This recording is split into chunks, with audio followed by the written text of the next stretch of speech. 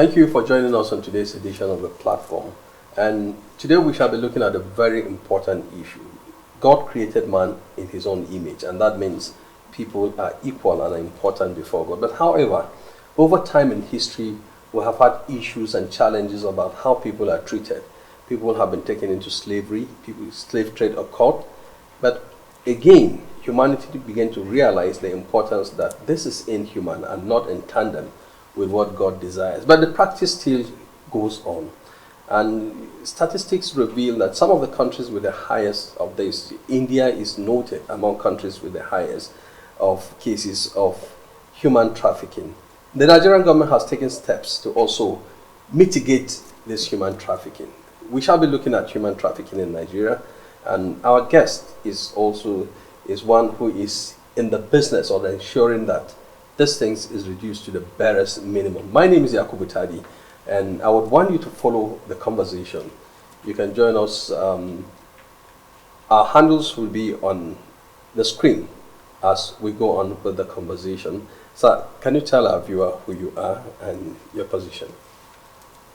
My name is Adole Alexander Gada. I'm an assistant director with National Agency for the Prohibition of Human Trafficking. Presently, I am the state commander of NAPTIP in Plateau State. I would say welcome to Plateau State. Thank you very much, sir. I'm sure this is not your first time, but officially this is where we have a commander on ground. Yes. Plateau State Command of NAPTIP started in 2021 with the establishment of a liaison office in Plateau State here. The state governor inaugurated the anti-human trafficking task force on the day of the inauguration of the office. And the Attorney General and Commissioner for Justice is the chairman of the task force. Before then, Plateau State was under Benue Command, zonal office in Makurdi. We were operating from Makurdi, but because of the various cases and serious cases from Plateau State here, a lot of convictions, a lot of children that were trafficked out and being united with their parents, that calls for a command status of our office in Plateau State. But let's get back to the basics, because let people just begin to see what is NAPTIP. What actually is NAPTIP and its mandate? NAPTIP is National Agency for Prohibition of Human Trafficking. And the office came into being in 2003 with the enactment of the Prohibition, Trafficking and Administration Act of NAPTIP. NAPTIP, because of a lot of trafficking issues in this country and a lot of issues arising from taking our children outside the country and all that calls for introduction of NAPTIP and the act governing NAPTIP in Nigeria. Okay, we're looking at these factors that before people would think that it's going out. How is this trafficking taking place? Is it just international, or does it also involve a domestic component where people are also trafficked internally? Human trafficking generally is a movement of people from one place to another for purposes of exploitation. It could be internal when people are moved from one local government to another or from one state to another for the purpose of this exploitation. And it could be external when somebody is taken outside the country across the border. Okay, I have gotten some statistics online about certain facts relating to human trafficking. It is global statistics. Between 2008 and 2019, the number of human trafficking victims identified worldwide more than tripled, from 30,961 to over 105,000. Then the second issue is a share of human trafficking victims who were sexually exploited in 2018 is 50%. And country with highest number of people in modern slavery is India. Now, another statistics gives it that country with the highest number of people in modern slavery is North Korea. Share of victims that were children in 2018 is 34%. And share of female victims trafficked for sexual exploitation, 77%. And share of victims trafficked domestically, 43%. Now, how does this information come to you? Human trafficking generally is a very lucrative business. And a lot of people goes into it because of the money they get from it. Generally, pointing it down to this country, a lot of people goes into this human trafficking because of the money they get from it. Human trafficking is the second most lucrative business apart from arms dealing in the world. So because of that, a lot of people are into that business because of the game and the wealth they are getting from it. What are those things that trigger people apart from that? So the gains, okay, parents now, they don't get, the people who give out, they don't get that money. It's the traffickers who get the money. So what are those things that entice parents to give out their children? So I understand some are taken forcefully. Yes. Human trafficking generally is a game of deception. Most of the times, the traffickers, when they come to these parents, they don't even tell them that this is what your children are going to do. They deceive them by telling them that they want to go and give their children a very good job somewhere. They are going to put them in school. They are going to do this. They are going to do that. And at the end, reverse is the case. So many of the people that have been taken out of this country for this sexual exploitation and the rest of the things, they did not even know that this is what they are going to do, because the traffickers do not tell them the truth. A lot of things contribute to this trafficking issue. First, we can look at the poverty rate in the country. Many people are poor, and because of that, whenever traffickers come to them and deceive them that this is what they are going to do, that their children are going to work and they will be bringing them money, they will not look back. They will just go ahead and give their children to them to go and exploit. And at the end, the reverse is the case. Okay, we're looking at Nigeria as a whole and Plateau State.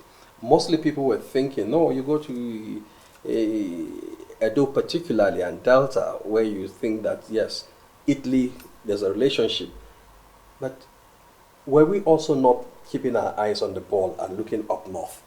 Because like you said, Plateau had to be upgraded to a command status. And that also, it gets me worried when you said that. It seems we have a monster. How serious is the problem on the Plateau? Looking at Plateau State, from the stock so far we have taken as officers in NAPTIP, Plateau State is a source and a destination state. A source in the sense that people come to Plateau to take away children to other places like Abuja, Lagos, to the west to go and work in the cocoa plantation and the rest of the things. Plateau State environment, and probably because of the non-employment and a lot of things, people take that into advantage and they come to Plateau State to take a lot of children out of this place. We opened the office here in 2001, and between 2001 to date, we have recorded 78 cases of human trafficking. Some of these cases borders on custody, which we refer to State Ministry of Women Affairs and the rest. Then, within this date, we have also rescued 121 victims of human trafficking in Plateau State. We have already reunite them with their parents, but about 6 of these victims are still in our custody. And because we have skill acquisition programs, 4 of these victims are in school. 1 is learning trade, that is tailoring. And the 6th one is a victim that was sexually abused by her father. It's a 17-year-old girl. She has already given birth and she's in our custody. So this is very worrisome. You're looking at these victims, you're looking at the stats and the people. What is their experience? I'm sure they share experiences with you. Yeah. The circumstances under which they left and how they were treated. What is their experience like? Most of them. Most of the victims we have come across, most of them, they don't even know that they are going to be trafficked. Some of them, because of peer group influence, they follow their friend. They don't even know when their friend will take them to where they are not supposed to go. And some of the victims, too, they complained of poverty, hunger in the land. It's one of the reasons that so they willingly accept to go. When you are poor and you are idle, a lot of things come into play. Like there was a case I handled in Makurdi when I was the head of operation. It was a case that the governor himself brought to our office. There was a woman that gave birth to a child, and that child was in the house. The woman went out, and her daughter, a child of 13 years old, was taking care of the child.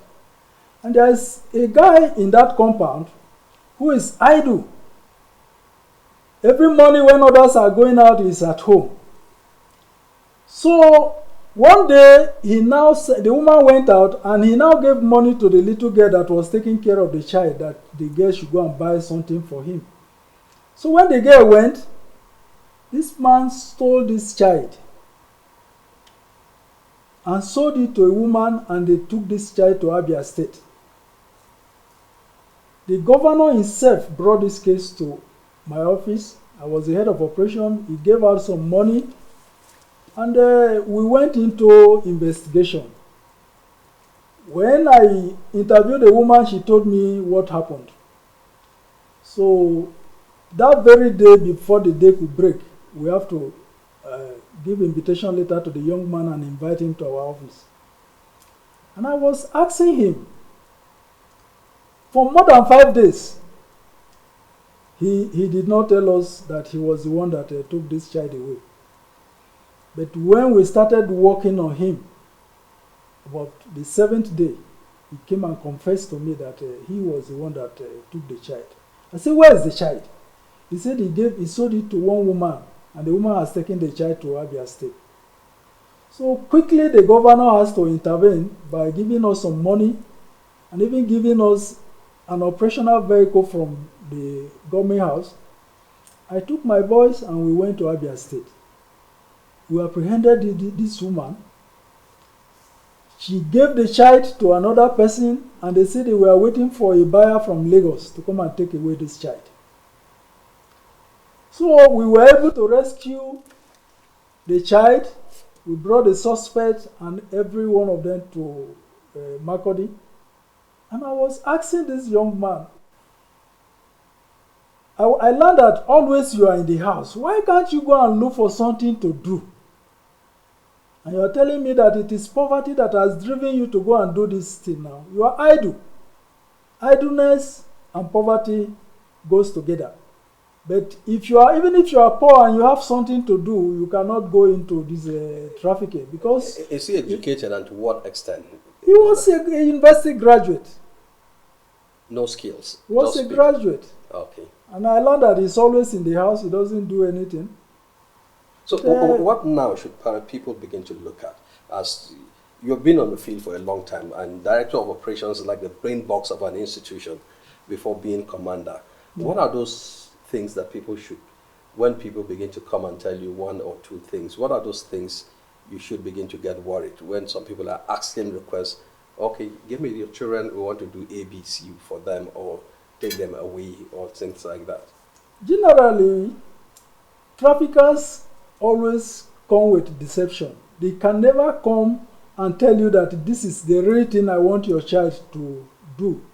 But the only thing we have to do is, we in NAPTIP, we have been carrying out a lot of public enlightenment to the rural areas to tell them what and what these traffickers are doing, the tricks they use to go and deceive people from their various localities and homes, especially the rural areas. We used to go and tell them, if anybody comes and say, give me your child, let me take him to school, let me go and give him job, let me go and give him this and that, don't take it. Because in Jos here, there was an orphanage home we closed down last year. That orphanage home is called Our Lordship Orphanage Home in Gorondok in the Abattoir area. It was opened by two people from Plateau State and a lady, a woman from Cross River State.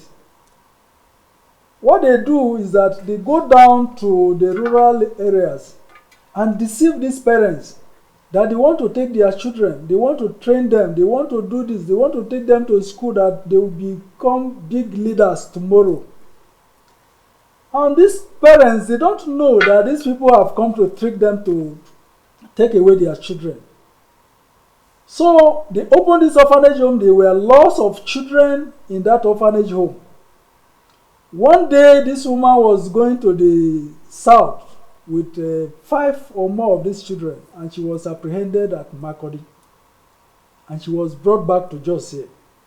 It was then we went into the orphanage home, we carried out our search, and we recovered 68 children. 68? 68 children in Plateau State here. Most of these children are from Adamawa State, and Taraba State. Then the rest are from Plateau State here. So what is the impact of crisis? Because sometimes it looks like from the Plateau has had its fair share of conflict and some other places. What is the impact of crisis on human trafficking? There's a lot of impact, especially on the victims. Like we have a case currently right now in Jute. There was a victim that came back from Mali last week. She was there with her madam. She was deceived, according to her, because I interviewed her in the hospital yesterday. According to her, she was deceived into prostitution. She didn't know. They told her that she was going to do another job in Mali, and they took her from Jos here. When they went there, it was a different game altogether. They pushed her into prostitution, and she's a woman of 19 years old. Either her body mechanism could not take what comes out of prostitution, and she became sick. And she told her madam that she wanted to come back. The madam barely gave her just 15,000 naira out of her money that she has been making. She came to Lagos. That money barely took her to Lagos. And when she came to Lagos, she was sick. She was looking here and there, and some other persons have to help her to give her money to come to Jos here. By the time she arrived Jos here, she was extremely sick. Even the keke that took her to the police headquarters, she could barely come down from the keke. So the police directed them to NAPTIP. They couldn't locate our office. They went to Civil Defense Office, and they called us. We went there, and when we saw this woman, she was shivering. In Civil Defense Office there, they have to boil water and bath this woman. And she was stooling, she was urinating, her legs were swollen up, she didn't even know herself. Okay, let's get to issue of sanctions and prosecution. Because if there is no deterrent, people will continue to do it. How easy is it, or how difficult is it to have convictions when you have people. What is the case of those with the illegal orphanage? I can call it illegal at Barandok.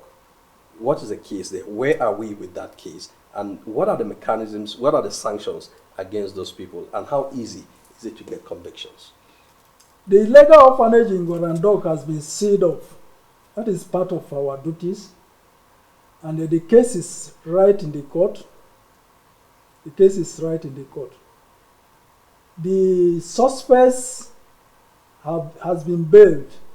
And those children, the 68 children we got from there has been reunited with their parents, both in Plateau here and in Adamawa and Taraba State. But recently,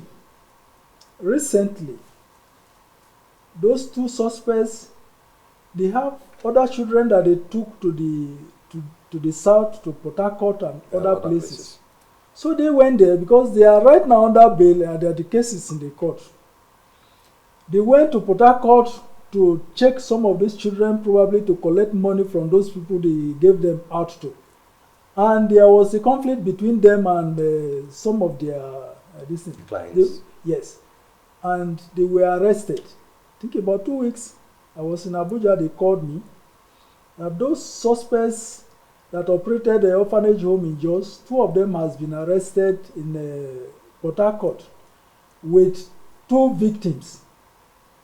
And we wrote a letter to the police and told them that they should hand over the victims and the suspect to us, that already we are investigating that case in Jos. And up till now, the police has not handed over the case to us. Okay. And they confessed. And they confessed that they have some other victims from Plateau State in Port Harcourt, and they have other 20 children from Plateau State here in Abia State. So you request the intervention of the state government? Yes. Have you liaised with them on this matter? Of course.